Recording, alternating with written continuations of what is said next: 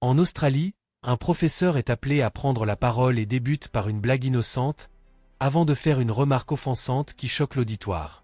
Une membre du comité tente de l'interrompre, mais il lui coupe un doigt dans un geste inattendu. La panique s'installe et le public s'enfuit alors que le professeur ramasse le doigt avec une serviette. Peu après, la police arrive, mais le professeur refuse de coopérer et est abattu. Dans ces derniers instants, il essaie désespérément d'attraper son téléphone qui sonne. Pendant ce temps, en Louisiane, Elliot dit au revoir à sa petite amie enceinte, Shelby, qu'il s'apprête à épouser dans quelques jours. Il se rend ensuite à son travail, où il apprend qu'il est licencié pour avoir été trop aimable avec les clients. Cette nouvelle le frappe d'autant plus qu'il a besoin de son assurance pour prendre soin de son frère, Michael, qui a des besoins spéciaux. Elliot rend visite à Michael, qui est inquiet d'apprendre la nouvelle. Sans couverture d'assurance, il risque d'être renvoyé dans un hôpital psychiatrique, une perspective qui l'effraie. Elliot se tourne ensuite vers son père violent, Samson, pour obtenir de l'aide, mais découvre que ce dernier a perdu toutes ses économies de retraite et devra emménager chez lui. Ce soir-là, Michael demande à Elliot de le conduire à la pharmacie pour ses médicaments. En route, Michael fait une remarque sur le changement de comportement de leur père, qui est devenu dur seulement après avoir commencé à gagner plus d'argent. Après avoir déposé Michael, Elliot s'arrête à un feu rouge, agacé par une mouche qui vole autour de lui. Alors qu'il attend, son téléphone sonne avec une mélodie qu'il n'a pas choisie. Une voix mystérieuse l'informe qu'il a été sélectionné pour un jeu télévisé unique qui pourrait lui rapporter beaucoup d'argent. Lorsqu'Elliot tente de décliner, la voix dévoile des détails intimes de sa vie, y compris la mort de sa mère dans un accident de voiture lorsqu'il avait 9 ans, ainsi que ses dettes. La voix mentionne même la mouche dans la voiture et lui propose $1000 pour l'écraser. Irrité, Elliot s'exécute, et dès qu'il écrase la mouche, il reçoit un message confirmant que l'argent a été crédité sur son compte. Inquiet, il sort de la voiture pour vérifier s'il est surveillé, mais ne voit personne. La voix le rappelle et lui demande de manger la mouche pour $3622, soit le montant que Shelby doit sur sa carte de crédit. Une fois l'appel terminé, le feu passe enfin au vert. Quelques minutes plus tard, Elliot rentre chez lui et vérifie son compte en ligne, constatant que l'argent est bien là. Il sort alors la mouche et la mange, ce qui fait apparaître immédiatement une nouvelle somme sur son compte. La voix l'informe qu'il peut devenir très riche en seulement 36 heures s'il réussit 11 défis supplémentaires dont la valeur augmentera au fur et à mesure. S'il échoue à l'un des défis, il perd tout. La voix lui demande d'être seul pour entendre les règles.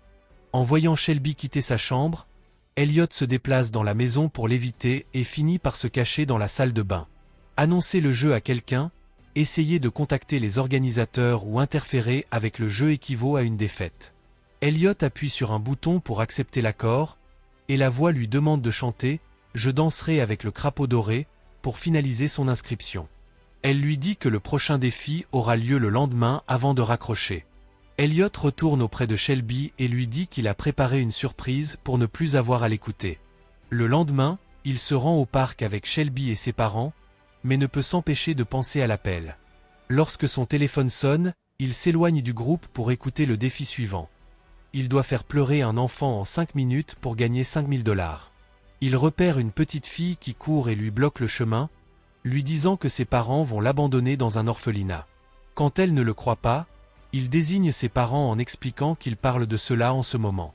La fille, bouleversée, finit par pleurer en courant vers sa famille, et Elliot reçoit un message confirmant le transfert de l'argent. Pressé, il retourne aider son groupe à rassembler leurs affaires et monte dans la voiture avec Shelby, s'éloignant alors que les parents de la petite fille tentent de lui lancer une poubelle.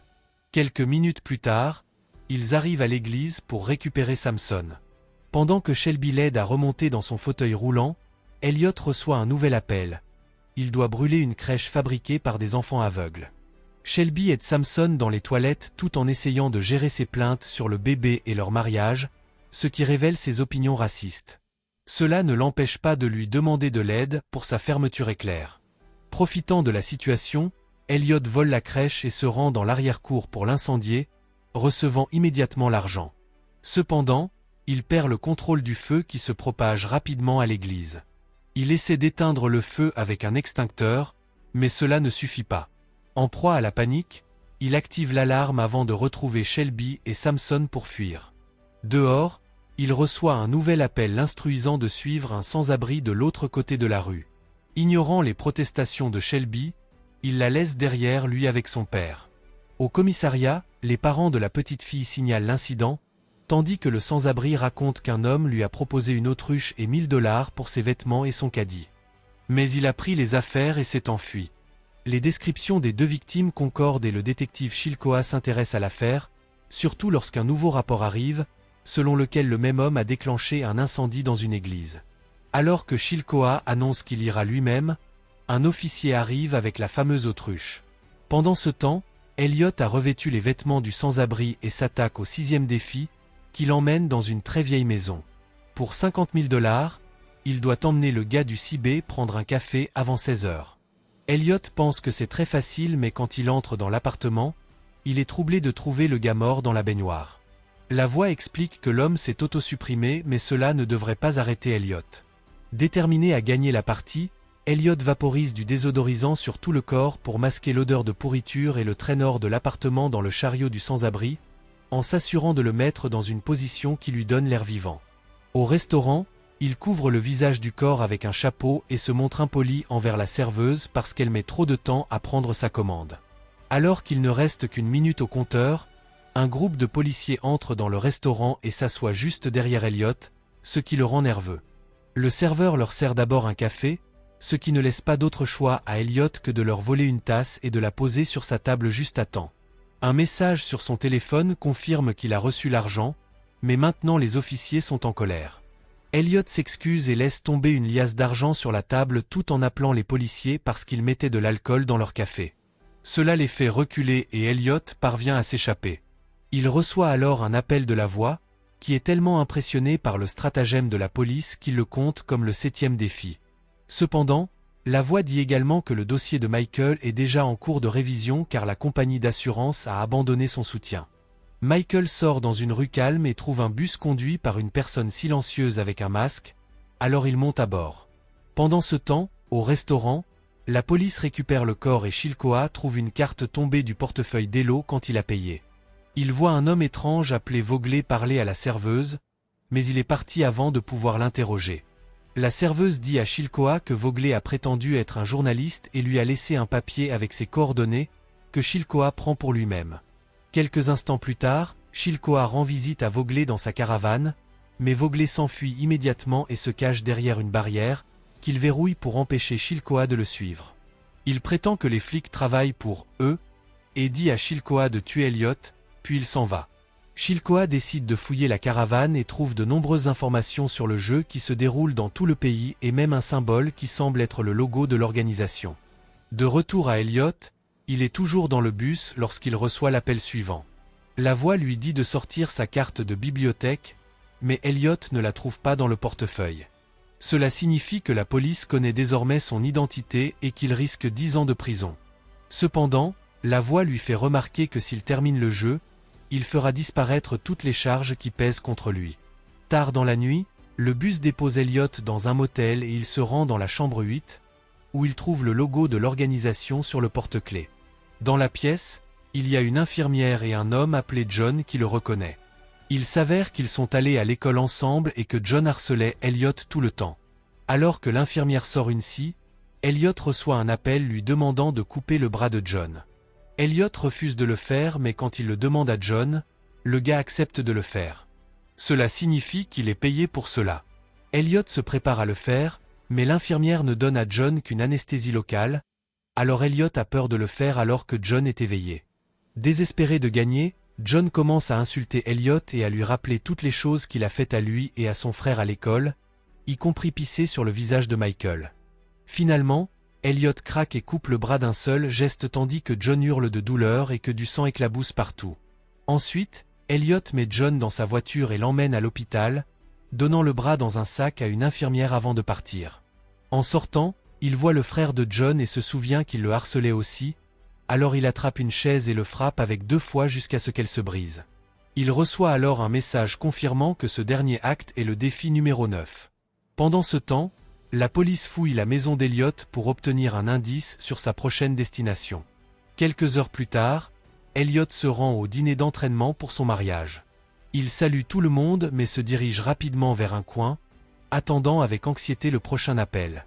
La voix arrive enfin et dit que le défi numéro 10 sera pour un demi-million de dollars. Quand vient le tour d'Elliot de porter un toast, il doit détruire la salle en chantant l'hymne communiste international. Tout ce qui est cassable doit être brisé et les fleurs doivent être urinées. Les paroles de la chanson sont également dans la poche de sa veste. Lorsque vient le moment de prononcer son discours, la police arrive à la recherche de Michael, l'accusant de nudité en public. La mère de Shelby fait partir tous les invités dans une autre pièce tandis qu'Elliot s'inquiète pour son frère, sachant que cet incident l'enverra dans un hôpital psychiatrique. Pour distraire les policiers, Elliot décide de relever le défi et commence à casser des verres tout en chantant la chanson. Michael en profite pour s'enfuir et Elliot attrape un pied de micro pour commencer à tout détruire dans la pièce, en jetant également des cupcakes sur les policiers. Lorsque les policiers tentent de l'arrêter, Elliot menace de s'auto-effacer pour les tenir à distance et se met à uriner sur les fleurs. Puis Elliot sort du bâtiment en courant, en installant une chaise pour bloquer la porte. Cependant, l'appel suivant lui dit que son 11e défi est de se faire arrêter. Il n'a donc pas d'autre choix que de déplacer la chaise et de laisser les policiers l'attaquer. Plus tard, au commissariat, il est interrogé pendant des heures et un policier dresse la liste de tous ses crimes. Elliot voit des choses qu'il n'a pas faites, ce qui lui fait comprendre que quelqu'un d'autre joue le jeu aussi.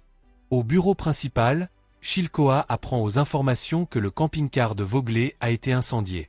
Chilcoa veut passer du temps avec Elliot, mais son supérieur refuse.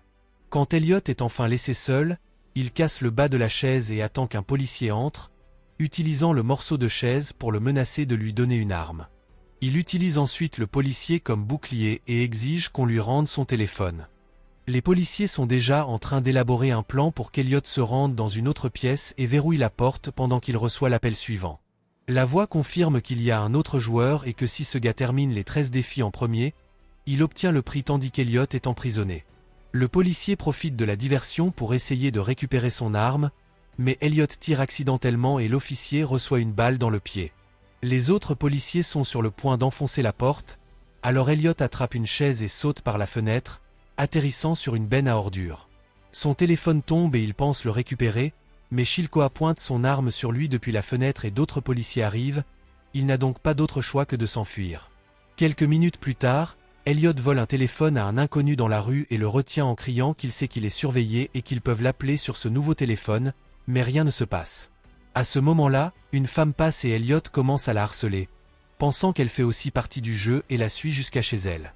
Après quelques heures, Elliot accepte finalement que la femme ne soit qu'une innocente spectatrice et s'excuse, mais elle change soudainement de visage désolé et devient sérieuse. Elle sort et demande à Elliot de réparer la corde de son cintre pour qu'il soit à nouveau en place. Lorsqu'il arrive, il reçoit un SMS lui disant qu'il a terminé le défi 12 et qu'il a été payé 1 million. À ce moment-là, un groupe de motards s'approche de la zone et lorsqu'Elliot regarde de plus près, il se rend compte que le cintre traverse la rue et va décapiter les motards. Il le pose immédiatement et les conducteurs traversent en toute sécurité, s'arrêtant à proximité pour confirmer au téléphone qu'ils ont réussi leur défi.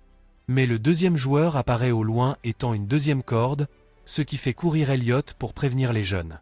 Il n'est pas entendu et lorsque les motards reviennent pour leur prochain défi, ils tombent dans le piège et sont tous tués. En voyant le massacre, Elliot se met à pleurer en récupérant le téléphone qui sonne dans le sac d'un mort. La voix le félicite pour son $1 million et commence à lire les questions du public, mais Elliot jette le téléphone et annonce qu'il ne veut plus jouer. Pendant ce temps, Chilcoa retrouve finalement Vogler dans un bar et le menace de partager ce qu'il sait s'il ne veut pas être arrêté. Vogler se met alors à montrer toutes ses recherches, en expliquant les règles du jeu et en révélant que sa femme y a joué il y a quelques années, mais qu'elle est morte pendant le jeu après avoir mangé son chien. Depuis, Vogler tente en vain de retrouver les organisateurs. De nombreux incidents célèbres ont jalonné ce jeu qui a débuté il y a des décennies, notamment l'assassinat de Kennedy. Vogler explique que le 13e défi est toujours le même. Le joueur doit tuer un membre de sa famille. De retour à Elliot, il marche dans la rue quand il entend soudain un téléphone sonner avec la sonnerie de la voix. Il commence à le chercher parmi la foule et remarque une personne qui s'enfuit, alors il la suit dans un parc d'attractions. Soudain, l'autre joueur démarre un camion de glace et essaie de le tuer, mais Elliot esquive juste à temps. Le camion s'éloigne et Elliot saute sur une voiture au hasard pour continuer à les suivre, trouvant un autre téléphone qu'il attend déjà dans la boîte à gants. La voix lui rappelle qu'interférer avec la progression d'un autre joueur est contraire aux règles et essaie de lui parler du défi final, mais Elliot jette le téléphone par la fenêtre. Finalement, le camion s'arrête et Elliot est choqué de le retrouver dans l'ancienne maison de son père. Il se précipite à l'intérieur et trouve Samson en train de dîner tranquillement. Le bruit des toilettes indique que quelqu'un d'autre est dans la salle de bain, mais il s'avère que c'est Michael. Elliot est dévasté de réaliser que Michael a été l'autre joueur depuis le début et qu'il connaît le défi final, tuer un membre de la famille. Il a une arme cachée dans son sac, prêt à tuer Samson pour se venger de les avoir frappés quand ils étaient enfants. Elliot essaie de le calmer et une dispute s'ensuit, mais Samson les interrompt avec une grande révélation. Il a joué au jeu à l'époque et a tué sa femme pour gagner. Il vit depuis lors avec le poids de ses crimes et c'est pourquoi il est devenu un homme si misérable. Furieux, Elliot sort le pistolet du policier et dit à Michael d'attendre dans l'autre pièce. Lorsqu'il se prépare à tirer, Samson lui dit qu'il ne veut pas que son fils tombe dans le piège comme lui et utilise soudainement un couteau pour s'autodétruire, empêchant Elliot de gagner. Michael a maintenant peur parce qu'il pense qu'Elliot va le tuer à la place, alors il prend son sac, prétendant qu'il ne veut que ses médicaments. S'attendant au pire, Elliot panique et tire sur Michael en premier, le regrettant immédiatement. Il se précipite aux côtés de son frère et Michael admet qu'il ne veut que gagner quelque chose pour changer avant de poignarder Elliot, qui s'éloigne immédiatement. Michael tend la main pour le poignarder à nouveau à plusieurs reprises alors que sa blessure par balle continue de saigner jusqu'à ce qu'il meure. Son téléphone joue un jingle et annonce qu'il a perdu tout l'argent qu'il a gagné avant de déclarer qu'Elliot est le gagnant. Pendant ce temps, Chilcoa ouvre son camion avec un porte-clés portant le logo du jeu, ce qui signifie qu'il travaille pour eux. Il a tué Vogler pour en savoir trop et brûle maintenant toutes ses recherches. Il entre ensuite dans la chambre de Samson avec l'intention d'y brûler les corps, mais c'est Elliot qui le découvre. Chilcoa explique qu'Elliot n'a rien à craindre car son travail consiste à dissimuler tous les crimes du jeu et à se débarrasser des preuves, mais Elliot est trop désireux de se venger et tire sur Chilcoa sur place. Cela disqualifie Elliot et il perd instantanément les 6 millions de dollars.